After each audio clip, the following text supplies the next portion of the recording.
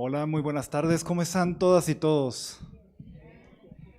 Sean totalmente bienvenidas, bienvenidos y bienvenides a esta charla del TID que estará tocando un tema que es de suma importancia y sobre todo un tema que es absolutamente necesario para ustedes en su estancia en la universidad y claro, en la transformación de la sociedad también. Ese tema de la violencia de género, que imagino que ya han escuchado un poquito, pero sea que va a ser sepan ustedes que va a ser una charla muy necesaria para toda su estancia en la universidad, pero también recuerden que en el programa de estudios del TID está esta cuestión del eje que trata sobre los problemas de las sociedades en el siglo XXI, que habla justamente en uno de los puntos, habla de violencia de carácter estructural y lo que es desigualdades, ¿no? Que también atraviesa todo este tema de las desigualdades y violencias de género. Así que sean bienvenidos, igual les agradezco mucho para quien nos esté acompañando por vía Facebook, sean totalmente bienvenidos y comenzaré dando la bienvenida a nuestro panel, que tenemos un panel muy ilustre el día de hoy, que forma parte incluso de profesoras que son fundadoras de aquí de varios posgrados relacionados a estudios de la mujer. Y pues voy a comenzar leyendo breve su semblanza de manera muy breve. Comenzaré con la doctora Verónica Rodríguez Cabrera, quien, buenas tardes, quien es una profesora investigadora de tiempo completo en el Departamento de Política y Cultura de la División de Ciencias Sociales y Humanidades en la Unidad Xochimilco en la Universidad Autónoma Metropolitana. Es economista, maestra en Desarrollo Rural y Antropología, Sociología del Desarrollo Rural también entre sus líneas. Démosle un caluroso aplauso de bienvenida a la doctora.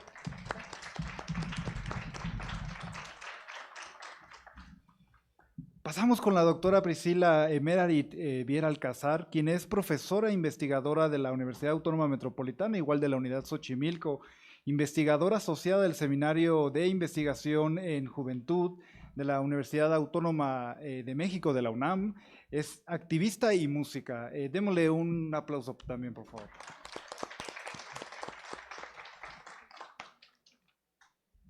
Pasaré con la doctora Elsa Ernestina Muñiz García, quien es investigadora del Departamento de Política y Cultura del área de Mujer, Identidad y Poder, profesora de la Maestría de Estudios de la Mujer y del doctorado en Estudios Feministas de la Universidad Autónoma, nuevamente aquí en la unidad Xochimilco, y quien es también autora en diversos libros y revistas especializadas con temas de trabajo relacionados a la teoría feminista, estudios del cuerpo, estudios de género y, bueno, una amplitud de desarrollo en todas estas líneas de investigación. Démosle un aplauso de bienvenida a la doctora Elsa.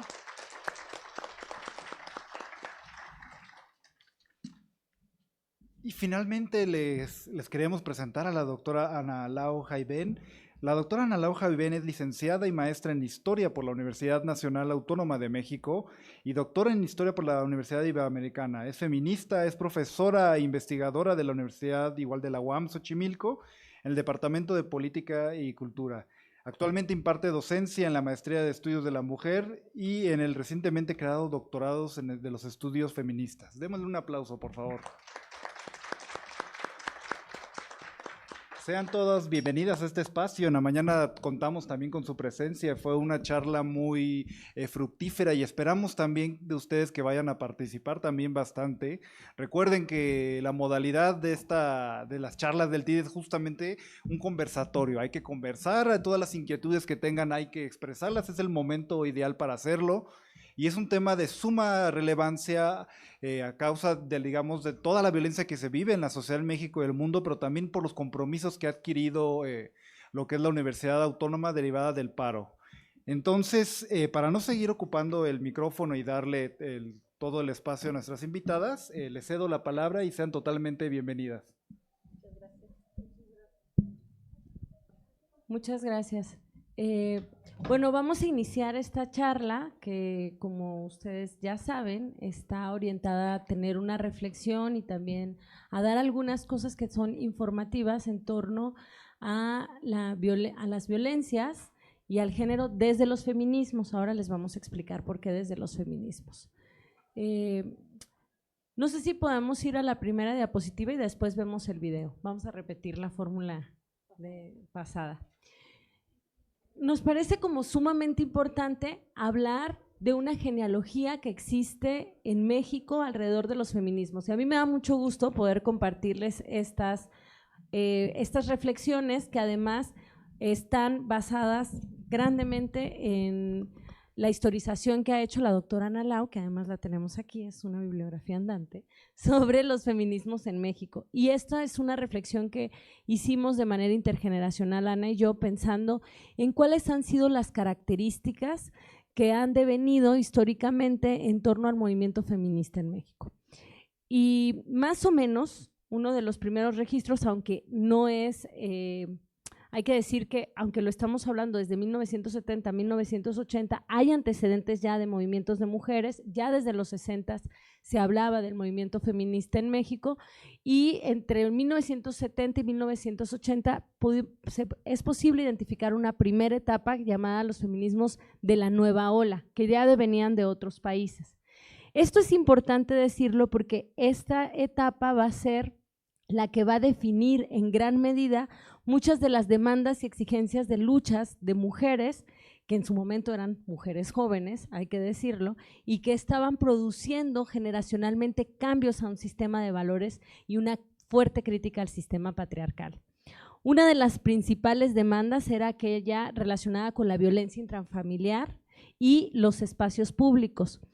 De ahí el lema de lo personal es político, ¿no? Que fue un lema popularizado por esta primera etapa de los feminismos y la nueva ola, que tenía que ver justamente y que estaba relacionada con las violencias que se podían sufrir en espacios que a lo mejor no eran considerados públicos como la familia, el hogar, pero que pues tienen efectos también en lo público. Lo personal es político, es un lema que va a instaurarse en este momento.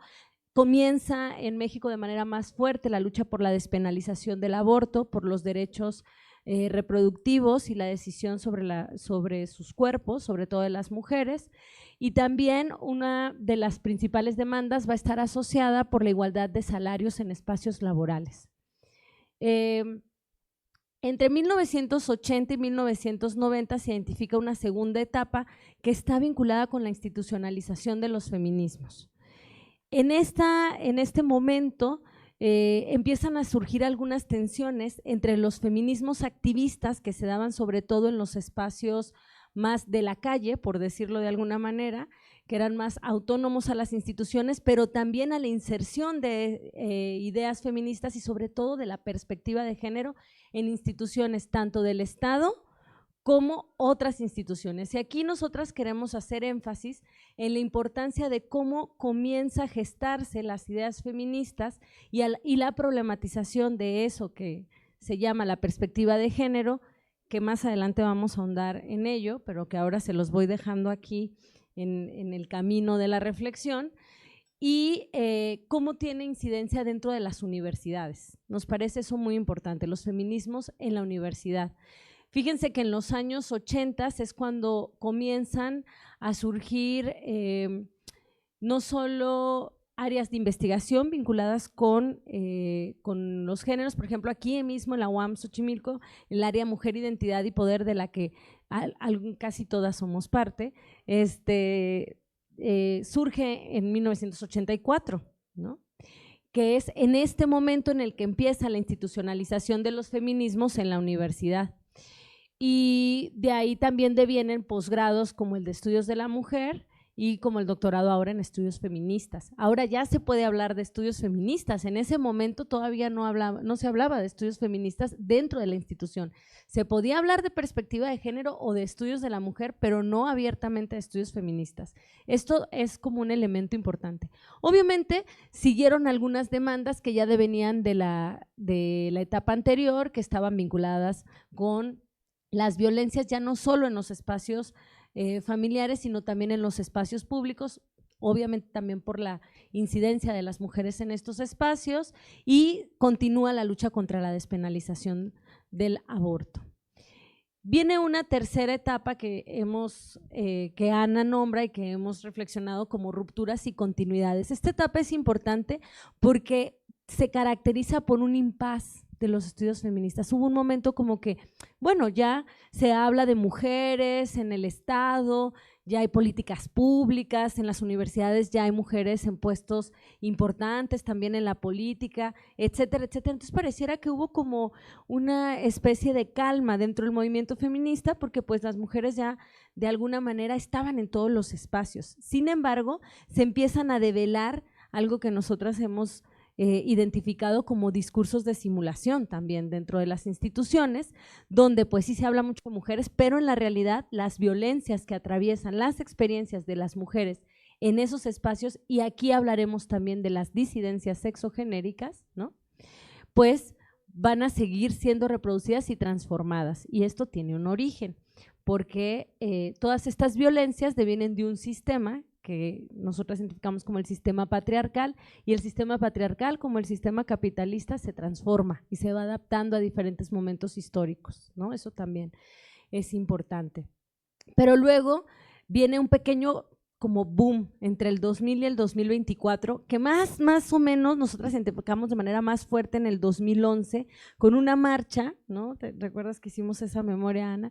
Que es la marcha de las putas, ¿no? Que surge a partir de una demanda que está vinculada en que yo me puedo vestir como yo me quiera vestir y no significa no, y tenía que ver con las violencias en las calles, ¿no? Y se le llamó por el gritito, lo voy a aclarar, ¿no? Se le llamó la marcha de las putas porque justamente tuvo que ver con un abuso que hubo a una trabajadora sexual en Tijuana y en Canadá, ¿no? Donde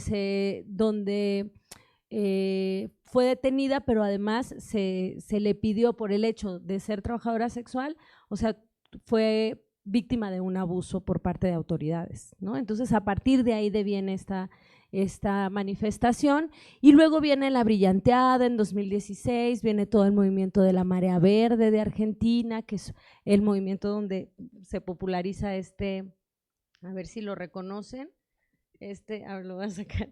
Se populariza este pañuelo, que es el pañuelo verde, el de la Marea Verde, que deviene de la lucha por la despenalización del aborto en América Latina.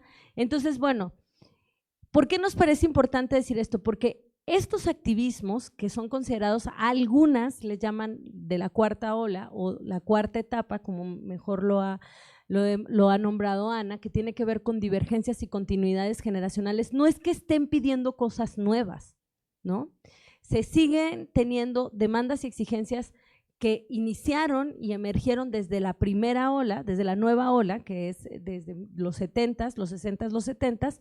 Sin embargo, están vinculadas justamente con exigencias que están cargadas de mucho cansancio y de mucha rabia. Y entonces tenemos una generación de mujeres jóvenes que también comienzan activismos feministas dentro de la universidad. ¿Por qué queremos nombrar esto? Y voy a ahondar un poco más cuando hables sobre el paro estudiantil feminista que hubo el año pasado aquí en la UAM Xochimilco. Nos vamos a concentrar en eso, pero antes de pasar a ello, vamos a ver un video. Chan, chan, chan.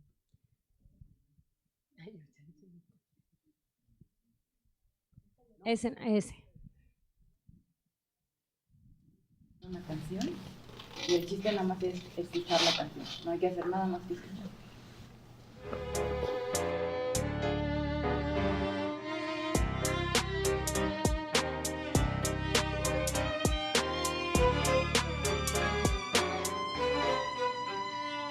Dejando de callar todo lo que incomoda y lo que lastima, y sabiendo que está bien decirlo y que además no soy la única, y que si nos tocas a una, nos tocas a todas.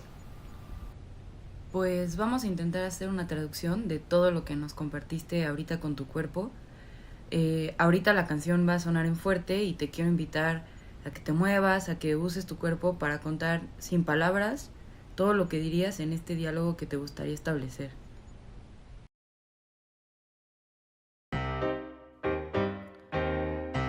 Esto es La Cuervo. Para todas. Rapquimia.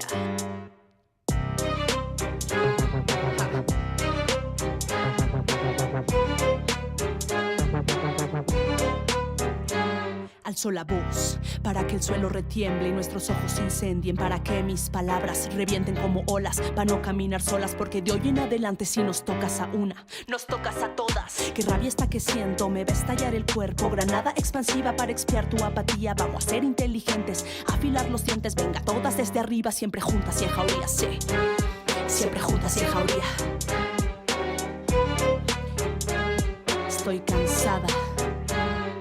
Estoy cansada de intentar aclarar quién tiene la culpa cuando se trata de intimidar, de ligar, de coquetear. Cuando salgo sola a caminar, lo único que quiero es pasear, gocear. No te quiero escuchar, no me vengas a alabar, a idolatrar, pues aquí nadie pidió tu opinión ni tu aprobación. ¿Te queda claro, cabrón? Cuando alguien te pida tu opinión, entonces habla. Ja, si no, no jodas más y calla, que todo este templo es de concreto y tus insinuaciones se las lleva el viento. Y que quede claro, la culpa no es mía, la culpa la tiene tu patanería, no mi falda ni mis ganas de contonear mis nalgas. La culpa no la tiene la noche que me cobija para mi derroche. Qué rabia esta que siento, me va a estallar el pecho. Hoy escribo estas letras bajo la luna llena, con la rabia que incendia y el arraigo me golpea, pues me siento perdida, una náufraga sin salida. La tempestad de mi vida, maremoto sin salida, la incertidumbre paraliza mis ideas y estas letras. Mis ideas y estas letras. El miedo fue inventado para impulsarse y el arte como arma de combate, aunque a veces es capaz de cegarte y arrastrarte hacia un punto ciego, donde el ego marca tu tempo y no miras más que tu propio reflejo. Aterrizas en mal puerto, sí, pues para cambiar el mundo hay que alzar los puños, y no uno porque uno no es ninguno, y no uno porque uno no es ninguno. Nos van a recordar a todas y cada una de nosotras.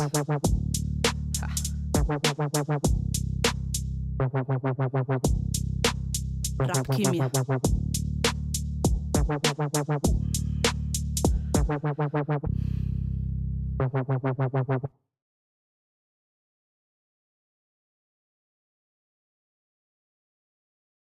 opinan sobre qué palabras pudieron identificar que están vinculadas con esta genealogía de la lucha feminista? Hay una que repite mucho, que es una emoción.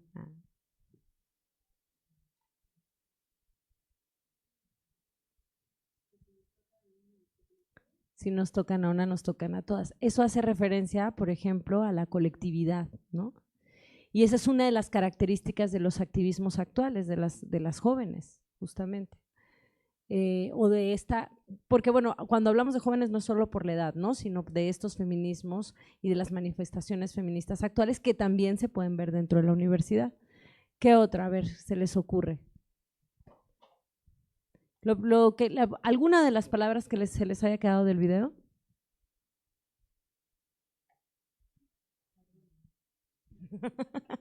Muy buena, sí. ¿Nadie? ¿No se les quedó ninguna? Repite mucho la rabia, ¿no? ¿Qué rabia está que siento? ¿Me va a explotar el cuerpo? Bueno, estas emociones son importantes porque tienen que ver con toda esta historia feminista y tienen que ver con un proceso de cansancio justo a esa simulación de los discursos que se gestaron en la institucionalización de los feminismos. Una de las características y la que nos parece más importante es, pues, es decir, si bien en la universidad desde los 80s existen feminismos en la academia y sobre todo por parte de profesoras, los activismos feministas por parte de las estudiantes van a ser una característica de esta cuarta ola. Ahí hay una imagen de la organización, por ejemplo, de la marcha del 8 de marzo, que es un día emblemático para el movimiento feminista y que está vinculado con la lucha de las mujeres. No es es la conmemoración de la lucha de las mujeres, no estamos festejando ser mujeres, ¿no?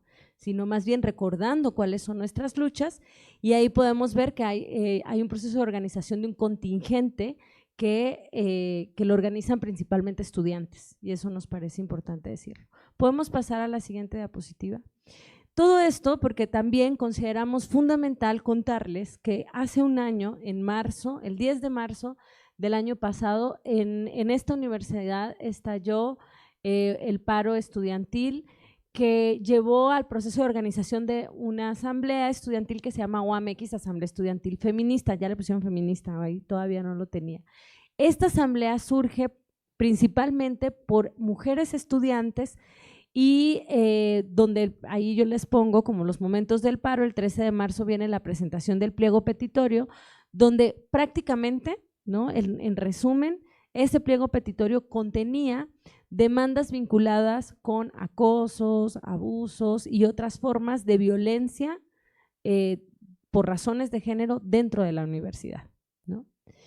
Entre el 6 al 28 de abril hubo alrededor de 8 mesas de acuerdos y negociaciones que fueron impulsados también por esta asamblea estudiantil para poder llegar a ciertos, yo diría como cambios dentro de las políticas de la universidad, donde los temas vinculados con la violencia por razones de género se pusieron y se lograron posicionar en otro lugar. No quiere decir que antes no se hablaba de eso.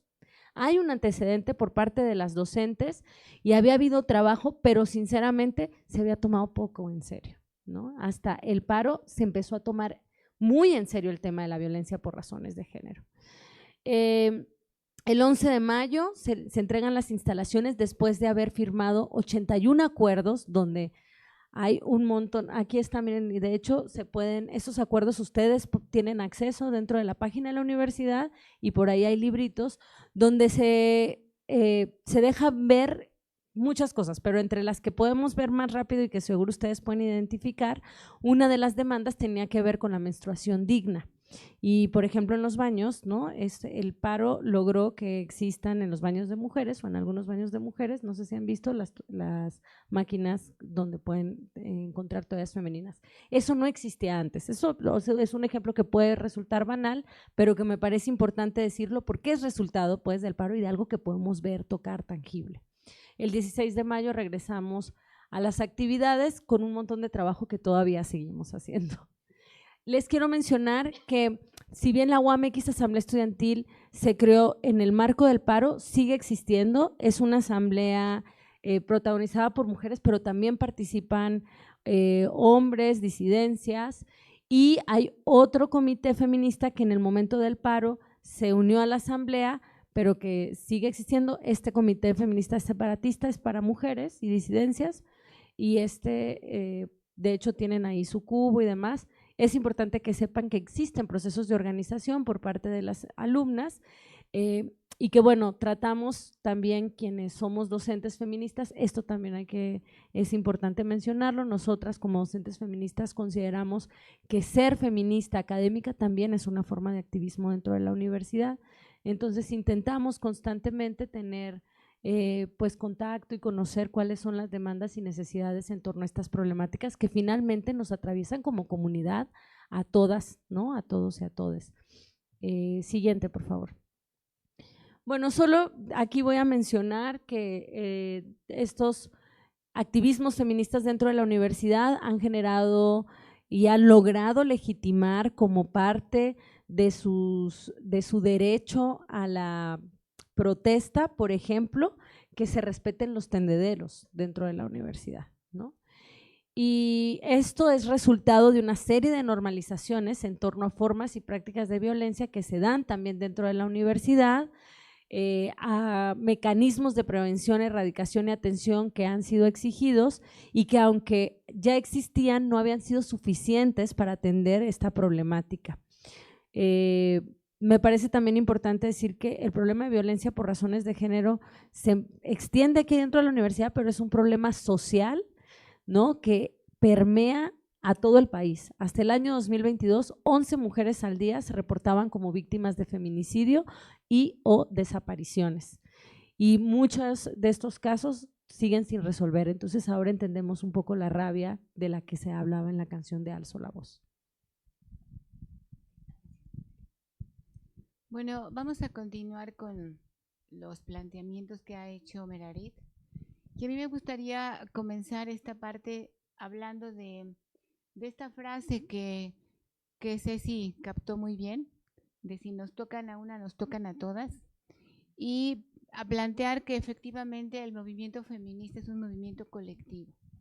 como ya lo dijo también Merarit, es un movimiento colectivo que sin embargo no deja de lado a las personas. Por eso la consigna que ella también mencionó, que es lo personal es político, ¿no? Y que es una consigna que hasta la fecha, desde mi punto de vista, sigue vigente. Sigue siendo una realidad, porque si no hacemos todos y todas un movimiento que transforme la sociedad, esto no se va a poder, ¿no? Los esfuerzos individuales son importantes, pero sobre todo lo colectivo. Y un poco mencionando lo que también señalábamos en la mañana, cuando nos invitaron a esta conferencia, pensamos que lo mejor era precisamente armar un panel como el que ustedes están viendo, en el que estamos colectivamente planteando unas problemáticas de las que nosotras discutimos cotidianamente en nuestras clases, porque todas somos profesoras de la maestría en estudios de la mujer y del doctorado en estudios feministas. Y esto lo discutimos constantemente y es parte de nuestra materia de análisis, ¿no? Entonces, por eso pensamos que mostrarles a ustedes cómo se trabaja en colectivo y que esto es lo que pensamos que es lo más eficiente. Pero también continuando con lo que decía Merarit, el movimiento feminista de los años 70, que fue una de las etapas que ha vivido estas movilizaciones, que son históricas porque finalmente cada momento tiene sus demandas particulares, tiene sus peticiones muy concretas, pero también hay continuidades en esas demandas, ¿no? Y en el feminismo de los 70, una vez que las mujeres ya habían obtenido el derecho al voto, de manera, como decía Merarit, ¿no? En realidad no de manera real, sino que estaba escrito en el papel, en la Constitución, pero esto tardó mucho tiempo para que pudiera ser efectivo. Vean hasta cuándo tenemos una mujer presidenta, ¿no? Cuando que en 1953 se aprueba el derecho al sufragio y es hasta ahora que se está haciendo de manera más efectiva y más visible. Pero en los años 70 hay una demanda que transita por todo este movimiento y que demanda los temas más importantes para las mujeres de aquel momento, y yo digo que para las mujeres de este momento también, que es el derecho a decidir sobre nuestros cuerpos. Y este derecho a decidir sobre nuestros cuerpos, como ya también lo decía ella, tiene que ver no solamente con la violencia, con las violaciones que empezaron a hacerse no solo públicas, sino que se empezaron a hablar, porque durante mucho tiempo habían sido normalizadas, naturalizadas, actos que se llevaban a cabo en la casa, con la familia, con los propios parientes que estaban cercanos a las jóvenes, sobre todo a las niñas, se empiezan a sacar a la luz. También hay una preocupación por el derecho a decidir en términos de los hijos que queríamos y que podíamos tener, porque saben ustedes que en una sociedad católica como esta, en algún momento las mujeres tenían que tener los hijos que Dios les mandara. Y por eso en las sociedades como la mexicana, pues tardó algún tiempo en que las sociedades aceptaran, por ejemplo, el uso de anticonceptivos. Ya no se diga el aborto, ¿no? Que es una demanda que todavía está pendiente, que no es un método anticonceptivo, hay que aclararlo, pero que es una forma de ejercer nuestro derecho a decidir si tenemos o no tenemos hijos. Entonces, todos estos elementos tienen que ver con lo corporal, porque también está en estas demandas la salud de las mujeres, algo que no se discutía tampoco de manera pública. Entonces, las feministas trajeron a la discusión la importancia de nuestros cuerpos y de nuestras vidas, ¿no? Y preocuparnos por el cáncer cervicouterino, por el cáncer de mama, todo esto que las mujeres vivían prácticamente en silencio, empezaron a salir a la luz. Entonces, me parece muy importante que veamos que junto con todo esto también hay un ingreso masivo de las mujeres a las universidades. Como les decíamos a las otras chicas y a los otros chicos, pues ahora vemos a muchas mujeres sentadas en las aulas de las universidades, pero en los años 70 todavía era mayoritariamente masculina la universidad. Entonces, ahora ustedes están aquí ocupando un lugar maravillosamente y qué bueno, porque eso es parte de lo que se ha conseguido con las luchas feministas de muchas mujeres.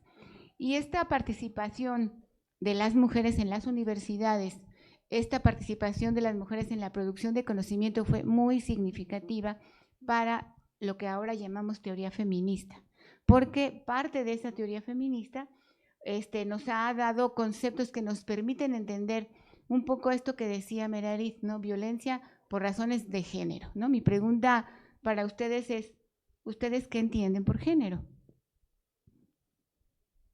Porque realmente antes muy poco se hablaba de esto, ¿no? O se entendían otras cosas. Como dice Marta Lamas en un libro un poco antiguo, ¿no? Cuando se hablaba de género se hablaba de las telas, ¿no? Las telas eran los géneros, pero ahora ya el género es un término muy común. Entonces yo quisiera saber, ¿ustedes qué entienden por género?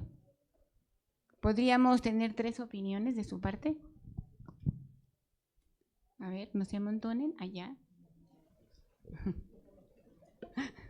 El cómo te das a percibir frente a la sociedad, por así decirlo. Bueno, ok. ¿Alguien más? Allá hay una.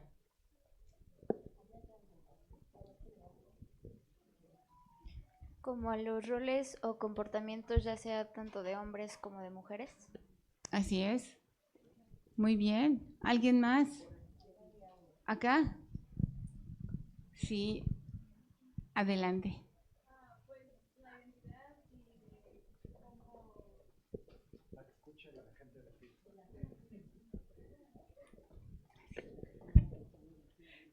Pues la identidad y de cómo tú te identificas, ¿no? Y cómo quieres darte a expresar. Ok. Digamos que tienen alguna idea de lo que significa el género, ¿no? Porque claro, ya es un término, como decíamos, muy común. ¿Podrían pasar la siguiente diapositiva, por favor? Muy bien. Yo les traje algunas ideas porque, como también lo señalo siempre, estamos hablando de teorías, ¿no? Y son aspectos que pueden revisarse, pueden cambiarse, transformarse, pero son algunas ideas que pueden darnos más sentido a lo que es el género y por qué es tan importante que lo entendamos para poder entender por qué la violencia sigue siendo un azote para las mujeres en particular, ¿no? Estas mujeres feministas que dieron al conocimiento y dieron a luz a este tipo de ideas, pues se preocupaban por las violencias que vivían las mujeres, ¿no? ¿Quién más sino que las feministas? Fueron las primeras en preocuparse porque las mujeres eran golpeadas, violadas, pues entre otras cosas, ¿no? Insultadas, ¿no? Acosadas. Una pregunta que nos sigue surgiendo, porque después de todos estos años, ustedes hacen cuenta, de los 70 para acá, pues ya han pasado bastantes años. Sin embargo, seguimos teniendo una de las principales demandas, como ya lo mencionó la doctora Meredith, pues es luchar contra la violencia hacia las mujeres. Las luchas del 8M tienen que ver con eso, todas estas marchas, con la violencia hacia las mujeres y con el reconocimiento de las mujeres al derecho a abortar como un derecho reproductivo, ¿no? Y como una decisión que las mujeres podemos tomar sobre nuestros cuerpos. Entonces, para poder interpretar todo esto, pues se creó un concepto que es el concepto de género. Y aquí les traía, como les he dicho, unas ideas que, por ejemplo, el género es un conjunto de características que la sociedad nos asigna a las personas. Pero yo digo que sin nuestra voluntad, ¿no? Y según con el cuerpo que nazcamos. O sea, cuando nosotros nacemos, nosotras, nosotres, ya nos asignan un sexo y nos asignan un género, ¿no? Independientemente de cómo nos percibamos nosotras, nosotros, nosotres, ¿no? También tiene que ver con los comportamientos, con las formas de ser, con las actitudes impuestos, que son por la sociedad, por supuesto, con la finalidad de imponer una determinada cultura de género que ordene la sociedad. De ahí que también se crean estereotipos, o sea, no solamente es cómo nos concebimos, sino también cómo la sociedad quiere que nos veamos. Hay una imposición de formas de ser. Entonces, si no nos comportamos de esa manera, entonces estamos trastocando el orden. El orden social se establece a partir precisamente de la relación primigenia, que es la relación entre hombres y mujeres, claro, dentro de una cultura de género binaria. una cultura de género binaria que solo reconoce dos posibilidades de estar en el mundo, o eres mujer o eres hombre. Si tú te percibes, te sientes, te asumes de otra manera, la sociedad todavía hasta nuestros días rechaza a estas personas, ¿no? Es una cultura de género, decíamos, binaria, patriarcal, ¿no? Que tiene todo este sistema encima, el sistema patriarcal. Es heterosexual, porque claro, a partir de la existencia de dos géneros, la relación que se impone y se establece es una relación heterosexual, ¿no? Con un tipo de relaciones de supremacía masculina, porque en esta existencia de dos posibilidades no es una existencia equitativa ni igualitaria, es una existencia jerarquizada, donde los hombres tienen la supremacía y las mujeres somos subordinadas. Pero como hablamos de un sistema patriarcal, tampoco los jóvenes, las jóvenes, los niños, las niñas, las niñas se salvan de esta, ¿no? El patriarcado es un sistema que nos oprime a todos y a todas, a todos. Bien, ¿podría pasar la que sigue? Un poco decía yo que también se generan estereotipos, ¿no? Y tiene que ver con esta idea del género binario que solamente reconoce dos. Pero afortunadamente, y gracias a las teorías feministas y a las reflexiones teóricas que se han venido dando, y de manera muy importante, a que lo personal es político y a que los movimientos sociales lo han recuperado, también ya se reconoce que hay géneros no binarios. Entonces, la sociedad se ha complejizado, como ustedes pueden ver, porque claro, simplificarlo a la existencia de dos géneros, pues era eso, ¿no? Hacerlo más asequible, más entendible y más impositivo. Ahora el género no binario ha permitido flexibilizar la sociedad, flexibilizar nuestra mirada, flexibilizar cómo vemos a los otros, a las otras, a los otros, ¿no? Bien, pasamos a la siguiente, por favor. Bien, de esta mirada a la que yo me refería, de cómo vemos a los demás, a las demás, tiene que ver con lo que es la perspectiva de género y feminista.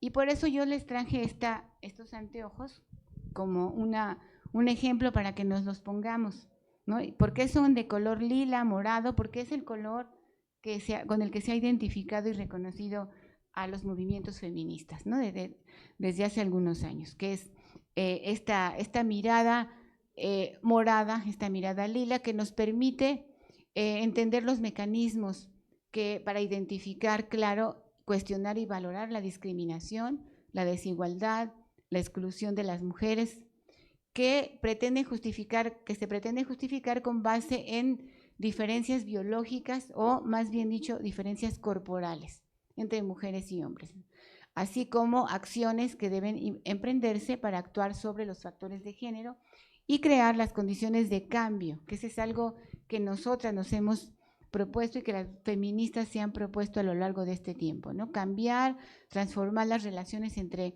los sujetos, que ahora ya sabemos que no solamente podemos ser hombres o mujeres. La idea de que el cuerpo esté en el centro de todas las demandas del movimiento, de los movimientos feministas, es precisamente entender que podemos ser hombres o mujeres en los cuerpos que sean, ¿no? Simplemente basta con que yo me asuma como mujer, como hombre o como ni hombre ni mujer, ¿no? Esto permite esta flexibilidad en la mirada. Entonces, es importantísimo que a partir de lo más pronto posible de hoy, de ahorita que salgan, se pongan las gafas moradas y empecemos a reconocer toda esta discriminación, toda esta exclusión que sufrimos las mujeres, pero también otras identidades genéricas, ¿no? Bien, podríamos pasar a la siguiente. Gracias. En este sentido, a mí me parece que es importante mencionar que hay un concepto que también tenemos que manejar y que ya se ha estado mencionando en esta mesa, y que es precisamente el concepto de violencia de género. ¿Qué es la violencia de género? Pues un poco también son ideas que yo les traigo para que las reflexionemos. Si es en colectivo, mejor.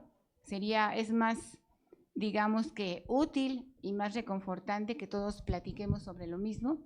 Entonces, bueno, la violencia de género es un tipo de agresión física o psicológica ejercida contra cualquier persona o grupo de personas basado en su orientación sexual o en su identidad sexual o en su género, como es el caso de las mujeres. Este tipo de violencia que impacta la identidad y el bienestar de las personas afectadas se desarrollan en un sistema de relaciones de dominio de los hombres sobre las mujeres. Estamos hablando otra vez del sistema patriarcal que nos oprime. Es importante que también aquí nos detengamos a pensar que en nuestra educación y nuestra formación pues nos hace que solamente reconozcamos a dos tipos de personas y que no reconozcamos que haya otra posibilidad de estar en el mundo. Tenemos que reconocer esta violencia que efectivamente no es una violencia aislada. Yo creo que es importante mencionar que las violencias que existen en nuestro país, en nuestro mundo, en este momento particular, pues involucran a toda la sociedad. Tenemos violencias de todos los tipos y ya se verán en un momento más, pero la violencia de género no está disociada de lo que son las sociedades violentas. Lo que nos importa en este caso es ver la violencia que se da en razón de género, ¿no? Y que es un problema social importantísimo que requiere de situaciones y de respuestas integrales a estas problemáticas. Un poco de eso se trata todo lo que estamos haciendo desde diversos trincheras, ¿no? Incluso la propia universidad con todo y las limitaciones que podamos tener y encontrar. También la universidad está poniendo su granito de arena y ya también lo vamos a ver en un momento más de qué manera se han dado respuesta, a lo mejor en muchos casos y en muchas situaciones no tan satisfactoriamente como quisiéramos, pero que en realidad hay alguna respuesta gracias a la presión de las chicas en particular, que se levantaron en paro el año pasado, ¿no? Entonces, bueno, reconocer este problema, porque si no lo hacemos, porque si lo seguimos repitiendo, vamos a perpetuar la situación subordinada de las mujeres, de las jóvenes, de las niñas y también de la diversidad sexual, ¿no? Bien, ¿podemos pasar a la que sigue? Bien, aquí me gustaría hacer un poco la diferencia entre lo que es la violencia de género y la violencia hacia las mujeres. Tenemos que aquí recurrimos a la Ley General de Acceso de las Mujeres a una vida libre de violencia, que se observa de manera nacional, es para todo el país, ¿no? La República Mexicana está sujeta a esta Ley de Acceso de las Mujeres a una vida libre de violencia, y en su artículo 4, fracción 4, nos dice que la violencia contra la mujer, cualquier acción u omisión basada en su género que le cause daño o sufrimiento psicológico, físico, patrimonial, económico, sexual o la muerte, tanto en el ámbito privado como en el público. O sea, eso es lo que es la violencia contra las mujeres y contra la que estamos luchando sobre todo las feministas. No obstante, también es importante mencionar que el feminismo no es una causa que solamente nos atañe a las mujeres, que solamente las mujeres seamos quienes tenemos que tomar cartas en el asunto, es un problema de toda la sociedad, ¿no?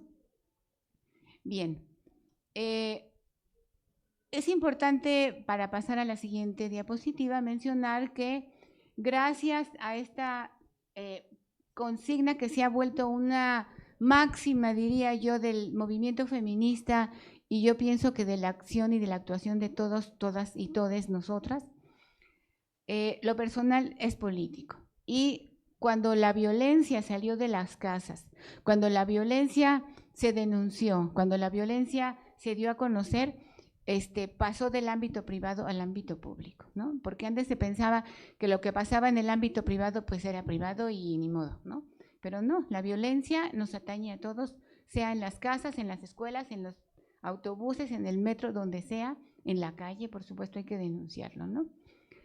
Y bueno, aquí yo les traje una diapositiva que les digo está muy llena de letras, pero intentaremos que no se aburran con tantas letras, pero tiene la intención de darles a conocer al menos algunos elementos que pueden ser de utilidad, sobre todo cuando pensemos que mucha de la violencia que se ejerce sobre las mujeres es una violencia sexual, ¿no? Entonces, tenemos el abuso sexual, ¿no? Que son acciones que se dan sin el consentimiento de las personas, que se obligue a ejecutarlas, ¿no? O que haya otras personas que las ejecuten y que se obligue a verlas.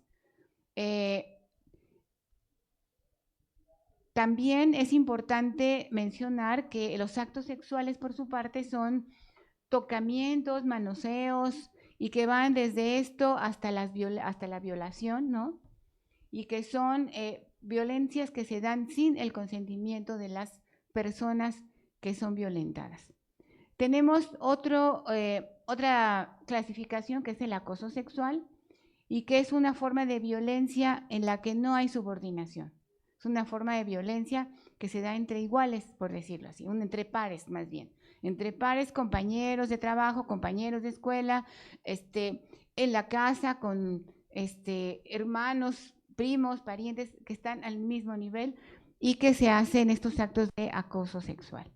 Y tenemos finalmente el hostigamiento, que es cuando se llevan a cabo estos actos en contra de las mujeres en particular, pero también pueden ser en contra de hombres o de la diversidad sexual, y que tienen que ver con que haya un superior que ejerza violencia sobre ustedes, chicos, chicas, ¿no?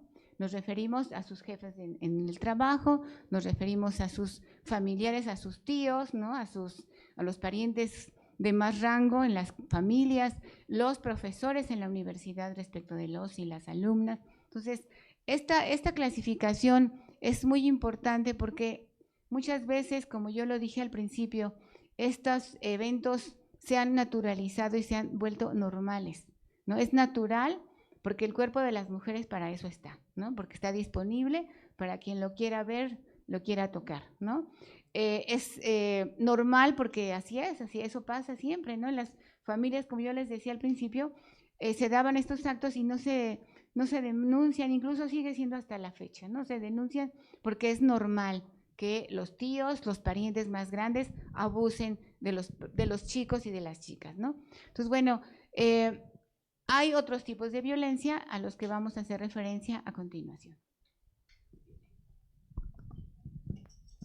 Bueno, buenas tardes. Gracias por estar aquí. Yo voy a volver a empezar, a preguntarles, voy a hablar de los tipos y modalidades de la violencia, de las violencias, pero para ello piensen una cosa, ¿por qué seguimos enfrentando violencias en razón de género las mujeres? Y muchas veces los niños, las niñas, los jóvenes, les jóvenes, etcétera. ¿Por qué? ¿Por qué se ha normalizado, como decían ahorita mis compañeras? ¿Por qué lo vemos normal cuando no es normal que nos pellizquen, que nos empujen, que nos maten, ¿sí? Que nos toquen, ¿sí? E inclusive que nuestra feminidad, ¿sí?, se vea vulnerable. ¿Por qué? ¿Por qué es esto? Bueno, para empezar, esta violencia en razón de género constituye una grave violación a los derechos humanos. Y como ustedes saben, y espero que se los hayan enseñado desde chiquitos, ¿sí?, los derechos, todos tenemos derechos humanos y tenemos acceso a esos derechos humanos, ¿sí? Y al mismo tiempo, esto pone en riesgo nuestra vida, nuestras vidas, ¿sí? Y tiene implicaciones en salud y en la protección de estos derechos humanos, y además en nuestros cuerpos y en las emociones que provoca esta violencia, porque no solamente es una violencia que me empujen, sino lo que voy a sentir, las emociones que voy a sentir cuando me avientan o me patean, o etcétera. Y en ese sentido, voy a decirle que esta cultura de la violencia, ¿sí?, se da en entornos sociales que permiten, y vuelvo a repetirlo, que se normalice y se justifique esa violencia sexual, en entornos que, como decían mis compañeros, ¿sí?, se da en desigualdades de género, ¿sí?, en la intimidad, y después de todo, esto es un sistema en el que estamos viviendo y es un sistema patriarcal que ve a los tipos y a las modalidades de violencias como normales, que no son normales. Y en ese sentido vamos a ver cómo los tipos de violencias no son visibles totalmente. Por ejemplo, las violencias físicas, el hecho de que le peguen a una mujer, nos peguen, ¿sí?, o nos jalen el cabello, o nos quemen con los cigarros, ¿sí? Y esto es usar la fuerza física contra el cuerpo, la cuerpa, como dicen las jóvenes, nuestra cuerpa, ¿sí? El control que se ejerce es una violencia física, el control que se ejerce por el control del celular, por ejemplo, el hecho de que el novio o la novia quiera saber cuál es la clave, qué es lo que escribe, etcétera, es una violencia, ¿sí? El hecho de que me abrace muy fuerte y sienta que me va a romper, también es una violencia, ¿sí? Ahora, al mismo tiempo, estas violencias son violencias emocionales o psicológicas. El hecho de que me jalen el cabello, por supuesto, es una agresión, ¿sí? El hecho de que me pellizque, de que me empuje, en fin, ¿sí? En que me amenace, es una violencia emocional, en que me humille diciendo que no sé nada, que no puedo, etcétera. Que me vigilen constantemente por celos o por control. Y están, por supuesto, las violencias sexuales que buscan dañar al cuerpo y que buscan que implican la sexualidad. Y esta sexualidad puede ser violenta, y ahí, ahorita lo va a decir, vamos a decir no, ¿sí? Ahí, eso, no me meto, ya. La que sigue, por favor. La modalidad de las violencias y los ámbitos donde aparece. En la familia, dentro de la familia, estos actos que decía Elsa, los actos abusivos de poder dirigidos a dominar o controlar, agredir de manera física a los niños, a los sobrinos, a los niños chiquitos, y además que tiene que ver, estas violencias también son psicológicas, ¿sí?, y sexuales. Hay violencias institucionales que son actos u omisiones en los servidores públicos, profesores, profesoras, coordinadores, coordinadoras, que tienen como fin último obstaculizar, ¿sí? Y además obstaculizar el goce o el ejercicio de esos derechos humanos que yo les estaba contando, tanto de las mujeres como de los niños y niñas, y también a veces de las disidencias sexuales, ¿sí? Ahora, en lugar de disfrutar de políticas públicas en contra de la violencia, de prevenir, de atender, de investigar, ¿sí?, estas violencias institucionales se dan de todos modos y se han dado aquí en la universidad,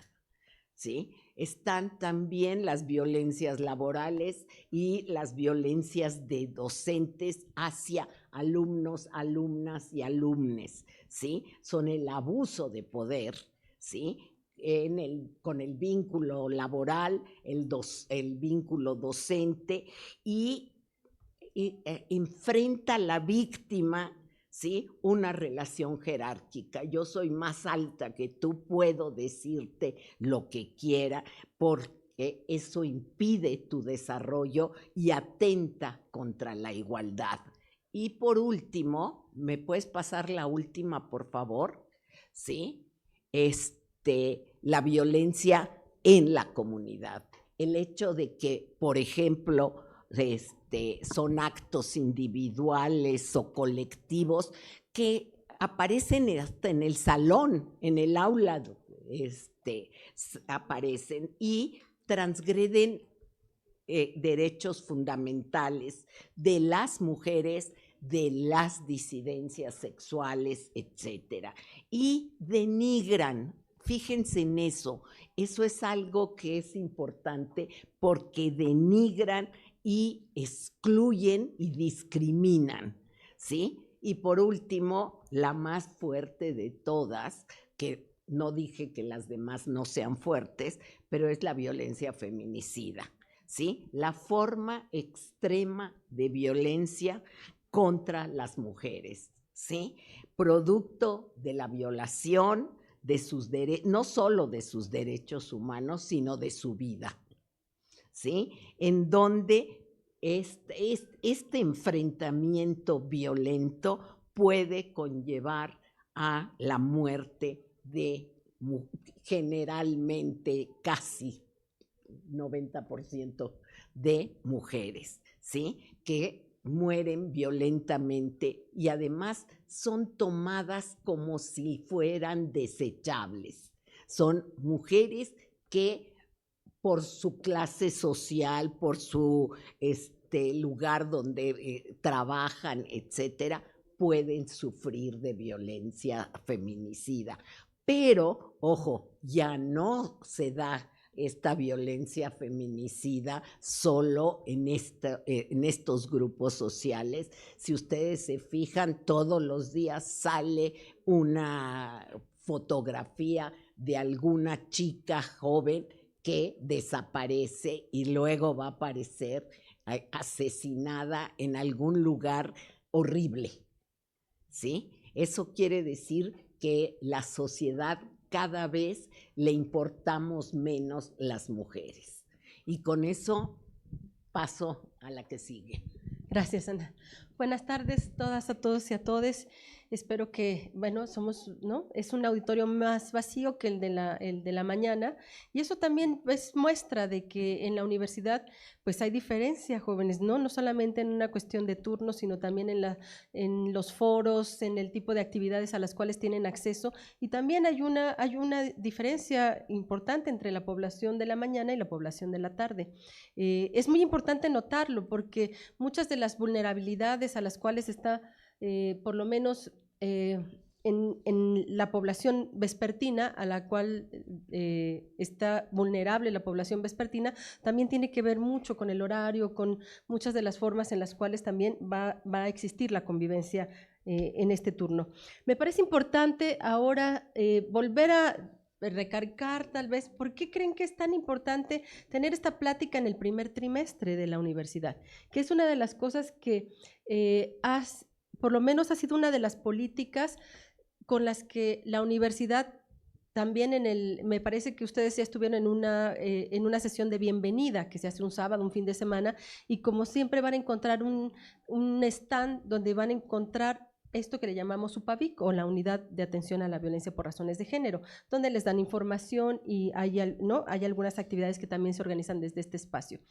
Entonces, para la universidad ha sido muy importante centrar la atención en los primeros trimestres, porque aunque no lo crean, en las universidades, muchos de los estudios que se han realizado en torno a las violencias por razones de género suceden en los primeros trimestres, mucho por el desconocimiento que se tiene sobre la propia normatividad y la legislación universitaria, y mucho también porque son parte de las prácticas en las universidades, no solamente en México, no solamente en la UAM, sino en Latinoamérica, en Europa, donde la mayor parte de los problemas con esta desinformación que se conoce que existe por parte de la población, entonces se colocan ahí algunos docentes o algunas situaciones que desafortunadamente repercuten en mayores vulnerabilidades y precariedades para la población de primer ingreso, del primer año especialmente.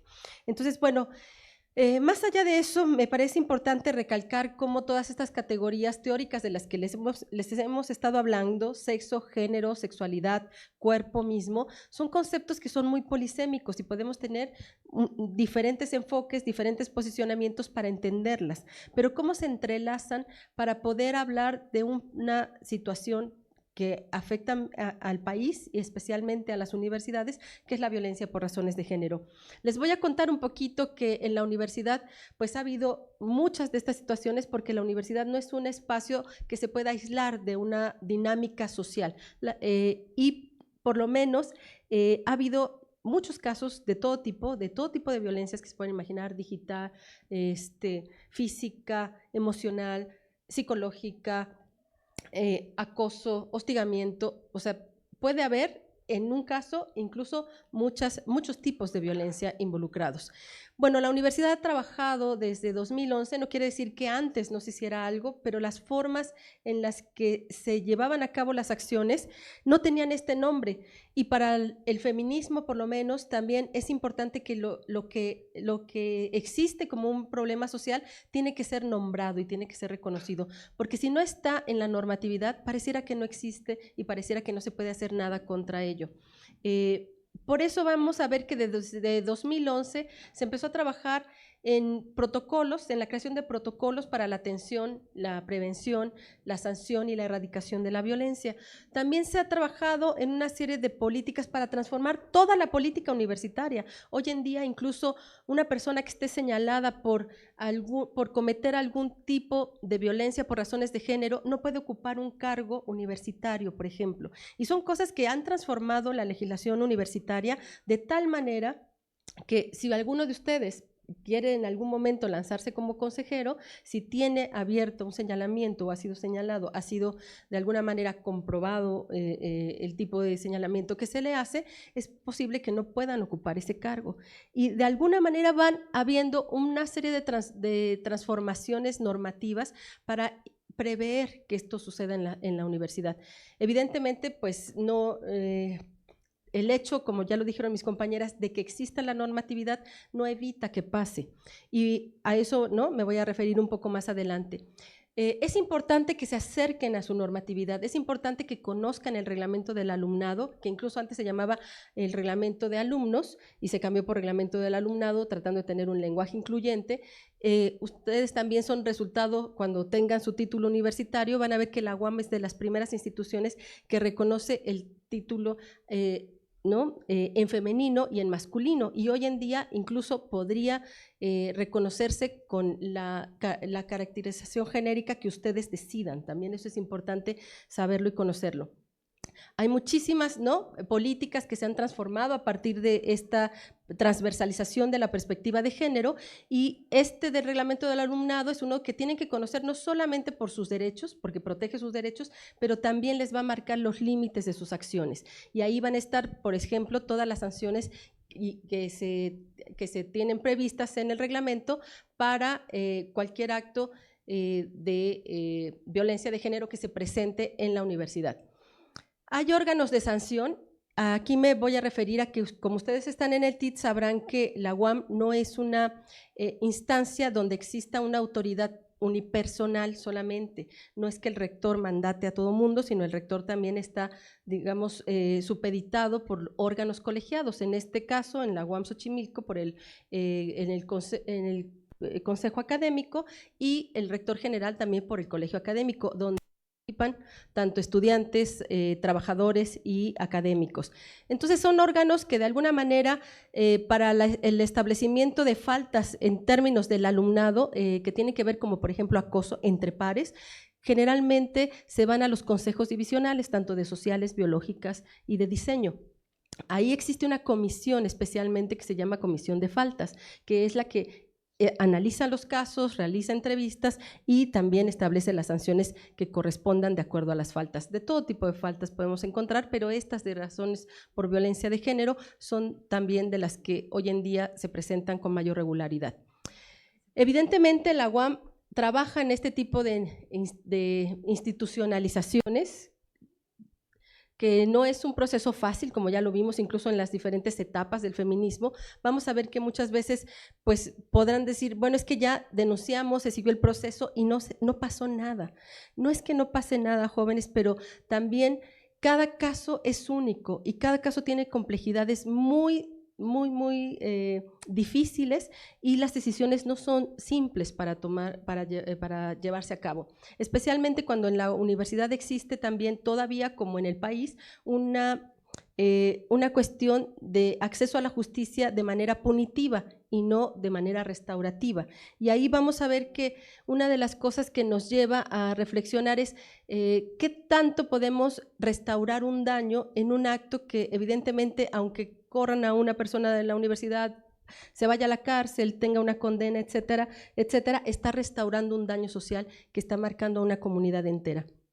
Por eso es que en la UAM, desde este primer trimestre, o desde aquí hasta que salgan, pues van a estar escuchando de actividades que busquen una cultura de paz y sobre todo que no reproduzcan ningún tipo de violencia en general. La siguiente, por favor.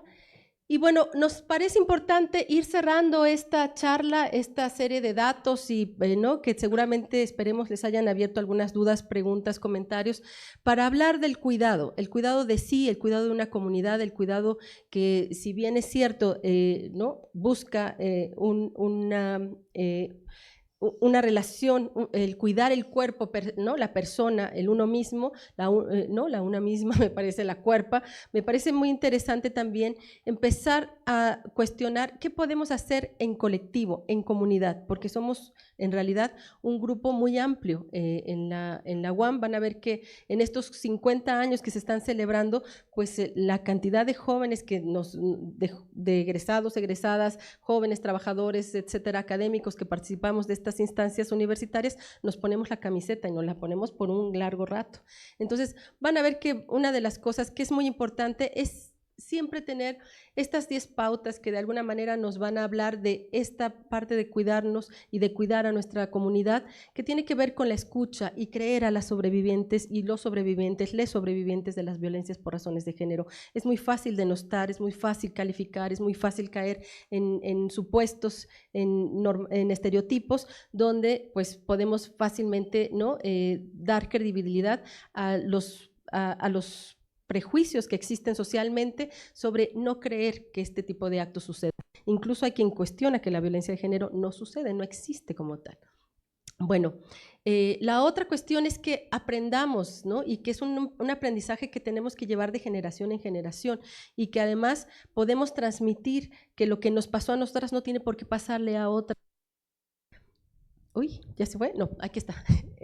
Y bueno, en ese sentido es muy importante sabernos, reconocernos y cómo podernos acercarnos a otras generaciones y poder transmitir esto que nosotras hemos aprendido, tal vez no de la mejor manera que hayamos previsto. En la UAM, por ejemplo, ahorita, si recorren los pasillos, por ejemplo, está el mural, que es resultado del paro feminista también, donde se recuerda a Xóchitl Carrasco, que es una joven de comunicación que fue asesinada también ¿no? En los edificios de aquí enfrente, también ya pues justamente fue una de las situaciones que llevó a la movilización incluso de académicas, de estudiantes y de profesoras que empezamos a trabajar en los primeros protocolos y en algunas de las acciones para visibilizar este problema. Hay que exigir respuestas a nuestras autoridades, ¿no? Por supuesto. Y también hay que asegurarse y exigir que tengamos una atención de calidad, una atención con servicios adecuados, con los recursos adecuados, y me parece que esa es una exigencia que, aunque la universidad pone su mayor esfuerzo, todavía es una labor de todas y todes podernos comprometer en que estos actos no se repitan.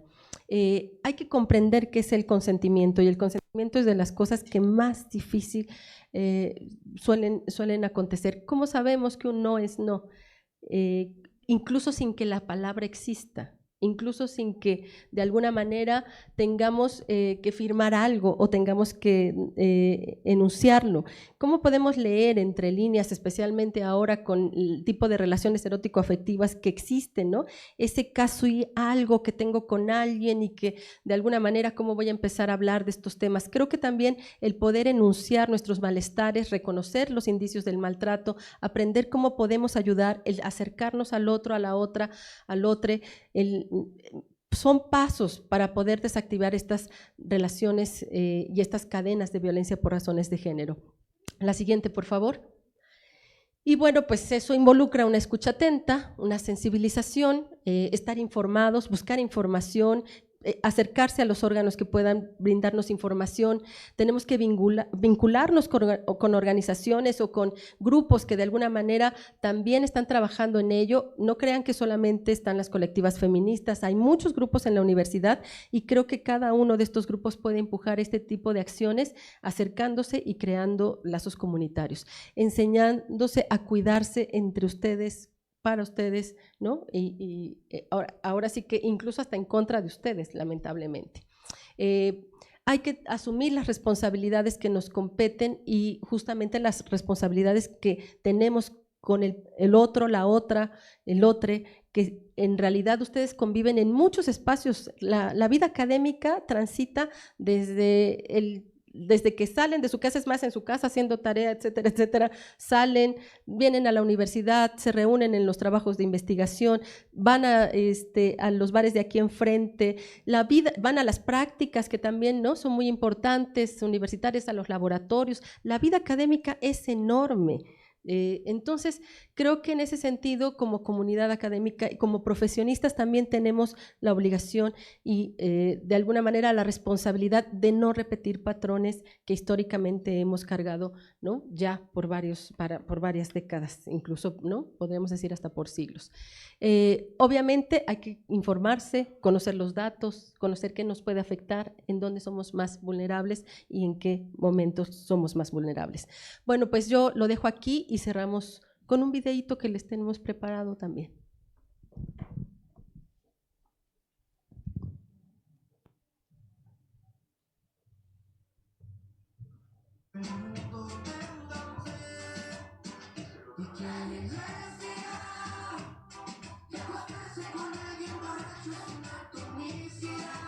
Y que alguien les diga que acostarse con alguien borracho es una atomicidad, que detrás del placer que ahora sienten existe una vida.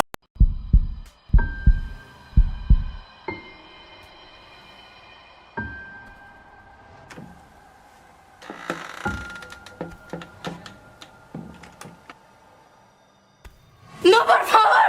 ¡No, por favor! ¡No! ¡No! ¡No!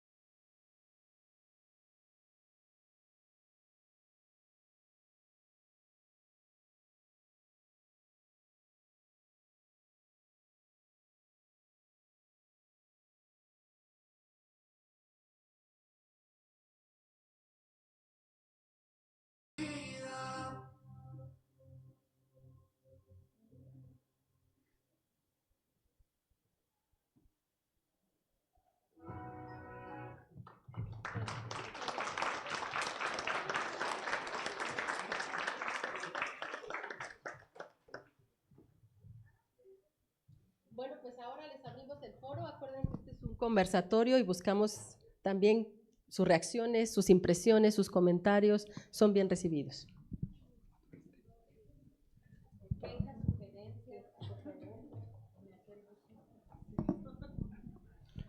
¿Alguna duda, comentario? Igual para nuestra audiencia que nos sigue por Facebook, también ahí pueden escribirle alguna pregunta y se las haremos llegar al panel.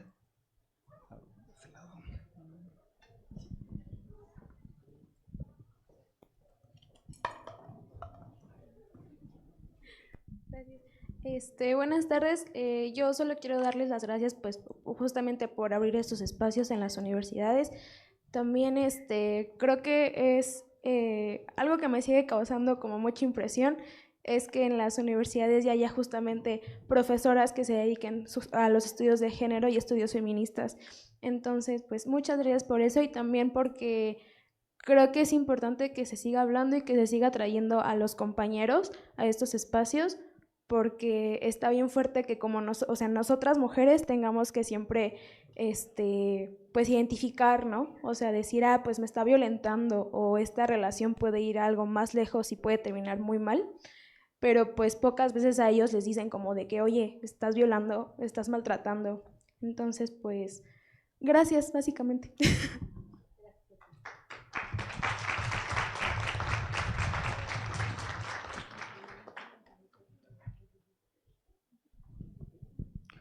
Hola, bueno, también quiero agradecerles por abrir estos espacios. Me gustaría plantear un problema y luego hacerles una pregunta, porque creo que como parte de un movimiento social, sé que el movimiento empieza a tomar fuerza es un apapacho, después de todo lo que tenemos que pasar, cuando tenemos que salirnos a manifestar, etcétera. Sin embargo, quiero preguntar si, por ejemplo, bueno, sabemos que cuando un movimiento social empieza a tomar fuerza, con ello vienen muchas virtudes y vienen muchas cosas buenas, pero también vienen cosas cuestionables, ¿no? En este caso yo me quiero enfocar en que se vuelve una herramienta muchas veces para, como el discurso toma fuerza, puede tomarse como una herramienta para personas, sobre todo me refiero, como lo decían hace rato, ¿no?, en la política. Desafortunadamente, estas violencias no solamente vienen de hombres, también de algunas mujeres que usan el movimiento, ya teniendo fuerza, como una herramienta política para justamente levantar a lo mejor una campaña, etcétera. Y mi pregunta es, bueno, tomando en cuenta esto, si hay algún protocolo o si, por ejemplo, en el comité feminista hay un protocolo en caso de que una profesora o alguna servidora, no sé si pública, tal vez que puede también ejercer violencia en contra de otra mujer, y utilizando este discurso feminista, si hay algún protocolo, lo digo porque yo he sufrido violencia por parte de una servidora pública que da conferencias respecto a violencia de género en distintas sedes de la Secretaría de Cultura. Y claro, como esta persona trae un discurso feminista, mi acusación o mi caso fue invalidado a tal punto que tuvo que llegar a un discurso legal, en donde afortunadamente me encontré con una abogada muy linda que justamente promueve que los servidores públicos y las servidoras públicas también tienen que cumplir las leyes. Entonces, con este contexto yo quisiera preguntarles si hay un protocolo en caso de que estas situaciones sucedan y qué tan conveniente sería tenerlo para identificar estas violencias que también existen, a causa de que desafortunadamente, como lo decía, cuando empieza a tomar fuerza un movimiento está muy padre, es súper satisfactorio, pero también puede utilizarse de una manera que no es correcta. Y creo que a veces son temas que dejamos un poco de lado, pero creo que son igual de importantes, sobre todo para nosotros que somos estudiantes y que muchos seguimos siendo jóvenes y no tenemos tanta experiencia. Gracias.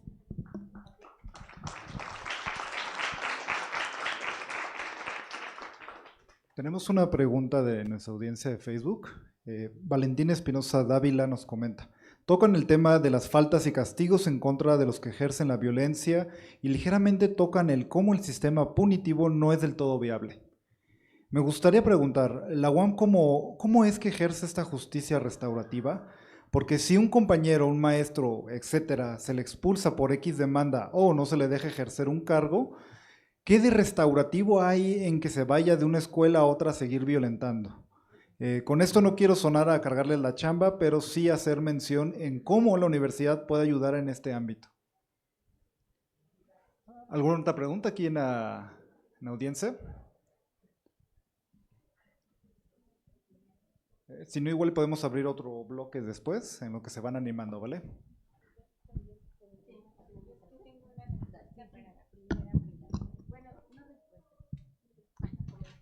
Tengo una reflexión para tu pregunta. A mí me parece que estos espacios, ¿no? Que bueno, a lo mejor para muchos, muchas es un espacio a lo mejor aburrido, venir a escuchar conferencias, etcétera, ¿no? Pero yo pienso que estos espacios permiten irles generando una actitud crítica frente a este tipo de cosas, ¿no? O sea, esto que hemos mencionado aquí, que han sido pues en realidad solamente pequeñas cosas que podemos hablar en este espacio tan breve, pero que ustedes pueden darse cuenta que toda esta teoría que se ha elaborado, que todos estos conceptos que a lo largo del tiempo se han hecho, pues son herramientas para interpretar y para cuestionar y para formarnos una actitud crítica ante todo esto, ¿no? El discurso sobre el género comenzó, pues ya hace algún tiempo, yo les decía, ¿no? Nos podemos remontar hasta Simone de Beauvoir, pero de repente hacia los años 2000, a principios del siglo XXI, el concepto de género se vulgarizó de tal manera que todo el mundo lo usaba y no digamos que en el sentido para el que se hizo, ¿no? Sino que hubo un, digamos, voy a usar una palabra pues no muy apropiada, pero que refleja que se manoseó el discurso, ¿no? Entonces un poco esto sucede, como decía Merarida al principio, ¿no? Hay toda una actitud de simulación, ¿no? Por parte de ciertas autoridades y de ciertos ámbitos en donde utilizan ciertos discursos que les pueden ser redituables, rentables o útiles, ¿no? Entonces yo pienso que la única, más allá de un protocolo, que la única cuestión que nos puede, digamos, que ayudar o salvar de esto es formarnos una actitud crítica, ¿no? Nosotras que estamos en la universidad, tenemos las herramientas, tenemos los elementos para poderlo hacer. Entonces, me parece que es importante el caso que nos cuentas porque refleja precisamente una actitud, digamos que utilitaria, ¿no? De los discursos y una actitud, digamos que éticamente buena, ¿no? Éticamente viable que pudo sacarte a ti del problema. Entonces, hay que leer, estudiar y volvernos críticos, ¿no? Yo quiero también decir algo sobre esto, que me quedé pensando. Primero, voy a contar una anécdota, ¿no? O sea, yo empecé a tener activismo feminista en la universidad cuando era alumna, estudié la licenciatura en filosofía en Tijuana y me acuerdo que una de las primeras cosas que yo noté fue que en filosofía no se hablaba de mujeres. Y por ahí fue a un congreso de filosofía una filósofa que se llamaba Graciela Hierro, y cuando yo iba entrando a una conferencia muy similar a esta, Graciela Hierro decía que cómo era posible que dentro de la filosofía seguíamos hablando del hombre como universal cuando más de la mitad de la población eran mujeres, ¿no? Y eso a mí me sacudió. Yo estaba chavita, yo creo que como más o menos a su edad, si no es que más chavita porque fui precoz. Entonces, fue como muy fuerte y entonces empecé a leer sobre teoría feminista, sobre filosofía feminista y empecé a tener activismo con otras compañeras. Y a lo que voy, que una de las cosas que he descubierto dentro de los procesos de la profesionalización de los feminismos es que, primero, el pensamiento crítico, que es el que menciona Elsa, la doctora Elsa, es muy importante, pero no es esta crítica como de señalamiento de que algo está mal, sino es un pensamiento crítico analítico, ¿no? Que te deja ver como entre grises de ciertos discursos, como el discurso de género, que fue cooptado por las instituciones y después por eso veíamos la genealogía. Hubo un momento de impasse, es como, pues ya se habla de género en todos lados, perspectiva de género, mujeres, pues ya para qué luchamos, ¿no? Entonces, esto me parece importante porque dentro de esta profesionalización académica de los feminismos y de las metodologías que se han desarrollado, una de ellas es la metodología de la sospecha, ¿no? Y eso fue algo que se me vino a la mente con lo que tú nombras. Y entonces, cuando hay es muy importante ver quién enuncia y desde dónde enuncia y cómo se enuncia un discurso político, ¿sí? Yo creo que estamos en un momento en el que esta cuarta ola, y les lanzo una idea que está ahí como volando y que a lo mejor no está todavía muy aterrizada, pero que en este momento en el que hay una popularización tan fuerte del discurso feminista y que nos ha permitido tener un doctorado en estudios feministas, hay también ciertos riesgos de cooptación del discurso. Y esos riesgos pueden banalizar, ¿no? Y despolitizar la lucha feminista y una transformación real. Por eso, esa metodología de la sospecha y esa mirada crítica es siempre muy importante dentro también de la lucha feminista, ¿sí? Por ahí alguien hablaba, y lo voy a decir porque no sé si lo escuché, pero sobre justo las violencias que pueden ejercer otras mujeres, ¿no? A otras mujeres. Y algo que tiene que ver con esto es que cuerpo de mujer no garantiza conciencia feminista, ¿no? Puede haber cooptación del discurso, pero no necesariamente conciencia. Y en ese sentido el sistema patriarcal atraviesa a todas, todos y todes. Lo que hay que desarrollar es justamente esta conciencia crítica para poder generar formas de transformación. Nosotras mencionábamos que aquí en la universidad hay comités feministas y demás, pero son procesos de organización que han hecho las estudiantes y en algunas tenemos diálogo las profesoras con ellas, pero no necesariamente conocemos o sea, nosotros tratamos de respetar la autonomía también del proceso de organización activista de las chicas y más bien como académicas tratar de apoyar en lo que ellas nos solicitan. Eso nos ha parecido como muy importante y como parte de los vínculos de respeto, ¿no? del trabajo activista. Entonces, yo no sé si haya un protocolo, pero dentro de la universidad y que ha sido impulsado por académicas feministas, como ya lo contaba la doctora Vero y a lo mejor ella les explica un poco más, le paso ahora, dentro de la universidad y también impulsado por el paro y también impulsado por todas estas formas de organización de las chicas, hay un protocolo, ¿no? Que tiene pues unos pasos, que tiene ciertas características que permiten atender este tipo de situaciones, ¿no? Eso sería todo. Yo nada más quería decir una cosa y que tiene que ver con lo que decía Merarit de cómo se ha usado el género y se ha banalizado al grado de que hay una ideología de género que exactamente se enfrenta a lo que los feminismos hemos estado trabajando. Y eso lo han inventado la iglesia, los estados reaccionarios, etcétera, ¿sí? Y lo han hecho precisamente en contra de lo que los feminismos han trabajado, ¿sí? Bueno, yo no sé si les deba compartir esto, pero por ejemplo, cuando hablamos de violencia por razones de género, a partir de mujeres contra mujeres, mujeres contra varones, mujeres contra población de la diversidad, que es algo que de alguna manera quedaría fuera de la teoría, o por lo menos buscaríamos que la teoría no reflejara.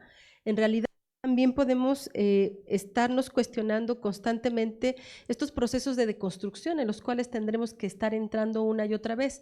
Y les digo que no sé si compartirlo porque, por ejemplo, yo soy madre de una joven de 23 años, a la cual, con la dinámica social presente, me la paso persiguiendo y ubicando Cuando ya no aparece a la 1, a las 2, a las 3, a las 5, ya no les digo dónde estoy, casi en el Ministerio Público, ¿no?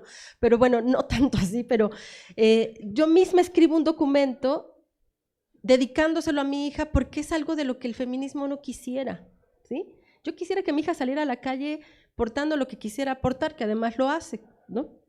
También le doy esa libertad, pero es un acto de las tripas, no sé si de las entrañas donde sale, pues esta lógica del miedo de que te va a pasar algo, de a ver si va a regresar, con quién estás, pásame el teléfono. Oigan, es una forma de acoso terrible, o sea, más con estos dispositivos que unos dicen, no, bueno, es que me pueden acusar falsamente, cosas de este tipo. Aquí hay un reporte de su vida minuto a minuto y es impresionante cómo puede aparecer aquí lo que están haciendo. ¿Cómo hacemos para deconstruir esto? Les digo, no es una tarea fácil, es algo que uno mismo tiene que cuestionarse. Yo digo, no tengo que perseguirla, pero ¿no? Ya si son las 5 y no me han llamado, yo les aseguro que casi salgo en el auto a ver en dónde está. ¿Se dan cuenta? No es algo que sea solamente intencional, es algo que tenemos que estar luchando constantemente contra nuestras creencias, contra lo que pensamos, contra lo que nos dijeron que debemos hacer, contra lo que nos dijeron que, ¿no? que tenemos que pensar, de cómo tenemos que actuar, de qué es lo que tenemos que llevar a la práctica, de cómo debemos de sentirnos. Entonces creo que es un trabajo que tiene que hacerse continuamente, incluso desde el feminismo, o sea, nadie está exento de una cultura de género, de relaciones jerárquicas de poder entre el estudiantado. Nosotras como docentes todos los días ustedes nos interpelan en las formas en las cuales se tienen que establecer las nuevas relaciones estudiantado-docencia. Ya no es ¿no? como la letra con sangre entra, ¿se acuerdan? Este tipo de formación que de alguna manera, a los padres, a las abuelas, generalmente se les educó. Hoy en día esto es una violación a sus derechos universitarios, ¿se dan cuenta? Entonces, claro que esto nos involucra en las formas en las que crecimos, nos interpela constantemente en la forma de expresarnos. ¿Qué es eso de les? Nos decían algunos profesores cuando estamos hablando de estos temas. Yo no puedo, no me sale les, ¿no? Es algo que no es fácil de llevar a cabo. Bueno, cómo prefieren que se les nombre, pero para la gente también están hartas de volver a enunciarse en su diferencia continuamente, de reafirmarse continuamente. Entonces, son temas que son bastante polémicos y en los cuales podemos caer de manera muy fácil, tanto como ejecutores como receptores de este tipo de violencias. Bueno, pues la invitación es a que conozcan justamente los protocolos, los reglamentos, etcétera, porque a veces sin que de alguna manera tomemos conciencia de los actos que llevamos a cabo en la práctica, pues caemos en situaciones de este tipo. Y a veces participamos incluso con la mofa, con la burla, con la reproducción del chiste, con darle like a la página de internet, al comentario, ¿no? Que de alguna manera nos resulta incluso provocativo para formar parte de una comunidad y estar dentro de estos grupos y estas comunidades. El protocolo de la UAM está hecho para violencia por razones de género y no distingue más que la persona que ejecuta violencia y la persona receptora de violencia. No en el sentido de colocarse como víctimas, sino también como sujetos y sujetas responsables de poder enunciar sus malestares, sus, digamos, este tipo de acciones que de alguna manera les han violado los derechos humanos. Bueno, y el protocolo, la verdad, ha sido por lo menos un trabajo que se ha ido perfilando, perfeccionando constantemente, y yo no creo que la versión que tenemos hoy en día lo cubra todo, efectivamente. Hay cosas que quedan fuera, pero hay cosas que se han procurado también desde diferentes instancias tenerlas de la manera más acertada posible. No tenemos, por ejemplo, una tabla de equivalencias, por decir, un comentario misógino equivale a tantos días de suspensión. Eso no lo tenemos. Tenemos principios reguladores sobre los cuales una comisión específica se reúne y establece la falta a la cual consideren puede hacerse acreedor la persona que la comete o el grupo de personas que lo comete. ¿Quién la tiene que presentar? Muchas veces no necesariamente la persona que sufre violencia, incluso alguien que ha sido testigo del acto de violencia puede llegar a registrar el acto y dependerá de la persona si decide o no llevar a cabo un procedimiento, porque un proceso digamos, de un proceso de falta, una denuncia, digamos, y sobre todo un proceso de falta conlleva muchísimas cosas y entre eso también conlleva mucho dolor, mucha revictimización, el propio proceso en sí mismo es revictimizante, porque les digo, generalmente pues nuestro sistema está pensado desde un sistema punitivo, básicamente, pero todavía nos falta mucho trabajar para que veamos que el daño que le aconteció a una persona no es un daño que le pasó a ella, sino nos pasó colectivamente, nos pasó a una comunidad, nos afecta a una comunidad y nos afecta colectivamente. Entonces, bueno, pues son algunas de las respuestas que podría ayudar en este momento. Hay una última pregunta de acá de nuestra audiencia. Con esta podemos cerrar, si no hubiera alguna otra aquí en el auditorio. Dano me pregunta, ¿cómo puedo confrontar a la violencia si no sé cómo alzar la voz? Uy, romper el silencio. Rompiendo el silencio. No sé, no es fácil. A ver, dale. Bueno, yo. Bueno, no es sencillo. Yo creo que una de las cosas más difíciles a los que el feminismo se ha enfrentado justamente, o los movimientos y las luchas de las mujeres, es el poder generar una cultura de la denuncia, porque la cultura de la denuncia también puede llegar a ser bastante castigadora, ¿no? O sea, termina siendo revictimizada constantemente quien denuncia. Sin embargo, consideramos que es importante usar las herramientas que se han construido dentro de la universidad, como por ejemplo el protocolo de atención a la violencia. O sea, hay que activarlas para que funcionen, ¿no? Y hay que exigir que funcionen. Y bueno, ¿cómo no sabemos cómo alzar la voz o cómo tomar la voz o cómo romper el silencio? Pues primero informarnos. Creo que informar que existe saber que existe un protocolo, entrar a buscar de qué trata el protocolo, leerlo. Esto nos puede permitir muchísimo como también tomar valor para saber, o sea, si nosotros estamos informadas de nuestros derechos, entonces los podemos exigir, ¿no? Eso es como algo importante. Y había otra pregunta que no abordamos, pero que me parece importante como decir, yo no soy especialista en temas de justicia y de las diferenciaciones y tipologías de la justicia, pero a grandes rasgos, un poco lo que se nombraba es que la universidad como una institución, ¿no? Y como la mayoría de las instituciones, sigue apelando, aunque no es que no se lo cuestione, pero sigue apelando a procesos normativos de sanción vinculados con justicia punitiva. Y más bien, aquí lo que nosotras estamos planteando es la importancia de pensar en justicia restaurativa. Cuando digo sigue apelando es porque son los modelos más tradicionales de búsqueda de justicia.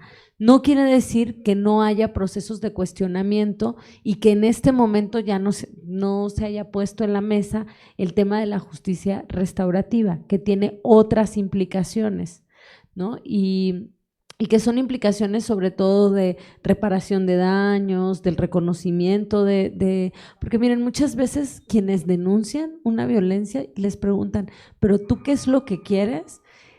Muchas veces la persona que pasa por un proceso de violencia lo que quiere es que mínimo se reconozca o que se haga una denuncia, y eso es parte de procesos de justicia restaurativa o de reparación de daños, ¿no? O que, por ejemplo, se tome un taller de conciencia de por qué o sea, no es solo el castigo, sino pensar por qué o cuál es la causa que produce una violencia, porque entonces así se puede transformar, ¿no? Entonces, es algo más complejo que yo creo que todavía a las instituciones les hace falta, y a la universidad nos hace falta seguirlo reflexionando para poder aplicarlo.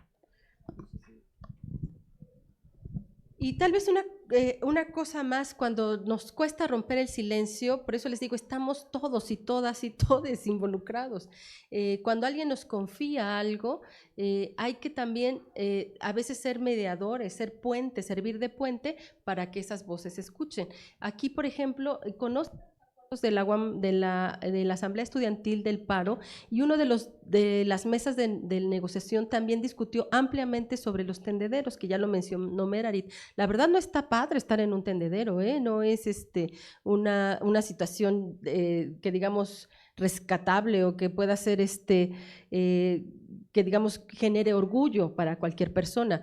Evidentemente es una manifestación pública que no necesariamente va a llevar a un caso, digamos, a una denuncia. Es una denuncia pública, pero no necesariamente esto se convierte en, digamos, en una sanción. No se va a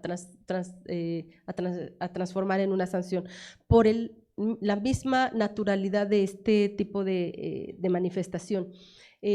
Bueno, en las comunidades, en otros espacios, el hecho de que se platique, de que se haga comunidad, de que se escuche, de que se sepa, de que se corra la voz. Aquí en la UAM Xochimilco hablan mucho de radio pasillo, ¿no? Así le llaman, porque son pues todos los rumores que surgen entre corredores, y creo que muchas veces este tipo de situaciones también nos van ayudando a acercarse a las voces donde más, digamos, podemos tener resonancia en este tipo de cosas. No sé. No, es que a mí me parece que esta pregunta que hacen en el Facebook es importante, pero porque yo creo que, y entiendo que haya un desánimo cuando alguien se atreve a denunciar o a demandar y no hay una respuesta satisfactoria.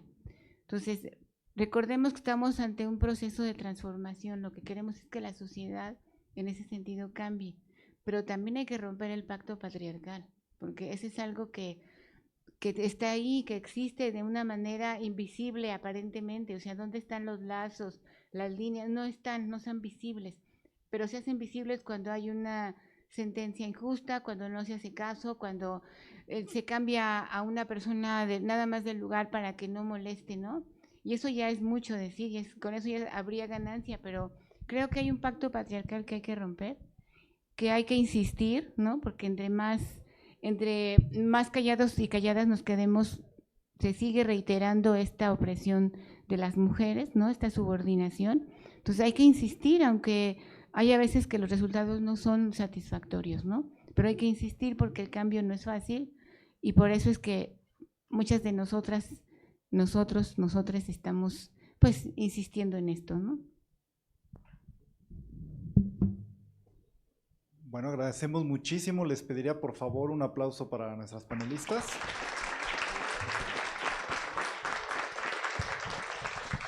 Y les reiteraría la invitación a que desarrollen un pensamiento crítico, una conciencia y una praxis también de lucha social. Por ejemplo, ustedes están ahorita en el primer trimestre, están estudiando la conformación del conocimiento y las relaciones con la sociedad, y están empezando a identificar que en este proceso de construcción del conocimiento, los conocimientos, no es realmente un proceso neutro. Hay toda una serie de mecanismos de poder inscritos en lo que se considera conocimiento y a quién se le reconoce el conocimiento, y ahí, si ustedes estudian la historia de la ciencia, la historia de las artes, van a ver que hay por ejemplo, un proceso de invisibilización de la mujer en cuanto a todos sus aportes a la ciencia, a las artes, a todos los campos del humano. Entonces, vayan y tengan esa conciencia crítica que nos hace en la invitación, y sobre todo la praxis, no replicar las pautas de violencia y volver eso también un espacio pues libre de violencia. Si no hay ningún comentario nada más, damos por cerrada la charla y les agradecemos muchísimo su participación, tanto a quien está aquí como quienes nos acompañan por las redes sociales. Muchísimas gracias y nos vemos en la siguiente charla. Hasta luego.